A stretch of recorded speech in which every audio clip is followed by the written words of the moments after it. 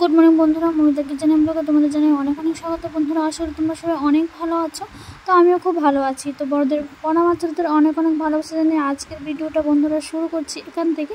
তো চলো, আগের ভিডিওতে দেখেছিল দক্ষিণেশ্বর থেকে আমরা কী করে আদ্যাপীঠ গেলাম। তো দক্ষিণেশ্বর থেকে আদ্যাপীঠ গিয়ে আদ্যাপীঠের ভোগ গ্রহণে আজকে তোমাদের সামনে শেয়ার করছি। আর আদ্যাপীঠ যাওয়ার সময় আমরা পুরো সমুদ্র পেরিয়ে গেলাম।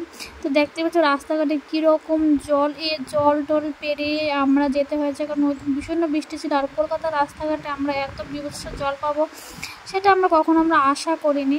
তো জানতাম কলকাতার রাস্তাঘাট ভীষণ নিট অ্যান্ড ক্লিন, বাট এত জল থাকবে আমাদের আগরতলার মতো আমি কখনো ভাবতেই পারিনি।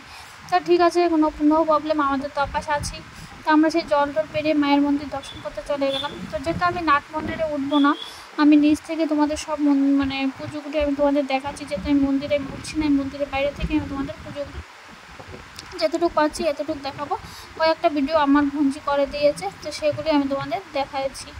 তো দেখো, মন্দিরের ভিতরে গিয়ে আমি প্রবেশ করতে পারবো না, তো যেহেতু এটা ছিল একটা শিব মন্দির, আমি বাইরে থেকে তোমাদের দেখিয়ে দিলাম। আর এটা মনে হয় একটা কালী, যেহেতু এটা হলো কালী মন্দির আদ্যাপীঠ। তো মন্দির থেকে অনেকটা দূরে একটা ঘর আছে, আমি ওইখানে বসে আমি তোমাদের একটু দেখিয়ে দিলাম। তো ফটোটা তোলা যায় না। তো তারপর দেখো আমরা ব্রেকফাস্ট করে নিয়েছি হিং কচুরি আর ঘুগনি, এগুলি খেতে ভীষণ ভালো ছিল। তারপর আমরা ভোর একটার সময় ওইখানে কিন্তু বেলা 1:45 থেকে 11:45 থেকে 1টা অবধি কিন্তু প্রসাদ দেওয়া হয়। তো কুপনগুলি কাটতে হয় 9টার মধ্যে, 80 টাকা করে কুপন করে। তো দেখো আমরা ভোগ গ্রহণে বসে গেলাম। আর তোমরা কিন্তু ওইখানে কিন্তু কন্টেনারও কিনতে পাওয়া যায়, তোমরা কিন্তু প্যাকেট করে কিন্তু বাড়ি বক্স করে কিন্তু বাড়িও কিন্তু নিয়ে আসতে পারো। তো দেখো ফার্স্টেই পরে গেলো পোলাও আর দিয়ে দিল বেগুনি, কুমড়ি। তো পোলাওটা খেতে দুর্দান্ত, খুব মিষ্টি মিষ্টি ছিল। পোলাওটাও খুব দারুণ হয়েছিল, মায়ের ভোগ দুর্দান্ত হয়েছিল। তারপর দেখো রাইস দিয়েছে, ডাল দিয়েছে আর সবজি দিয়েছে। আমি অল্প অল্প করে নিচ্ছি, কারণ আমি এত খেতে পারি না। সব কিছু খাবার কিন্তু আনলিমিটেড ছিল, তোমরা যেটা চাইবে এটাই ওরা দিচ্ছে, কিন্তু আমি এত খেতে পারছিলাম না, কারণ সবগুলি প্রসাদ, ভোগের প্রসাদ তো মিষ্টি মিষ্টি, আর একটু খেলে পেট ভর্তি হয়ে যাচ্ছে। তো তার জন্য আমি সবগুলি প্রসাদই আমি একটু একটু করে নিচ্ছি। তাও আমি 2টা আইটেম বন্ধুরা আমি স্কিপ করেছি। 2টা আইটেম কী ছিল আমার তো এখন তো মনে নেই, বা 2টা আইটেম আমি স্কিপ করেছি। তারপর দেখো রাইসের পরে সেখানে চলে এলো খিচুড়ি।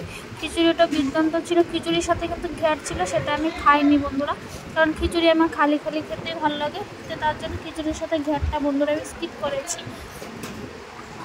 তো তোমরা চাইলে কিন্তু অবশ্যই তোমরা যেটাই চাইবে এটাই দেবে। পোলাও যদি বারবার চাও পোলাওটা বারবার দেয়।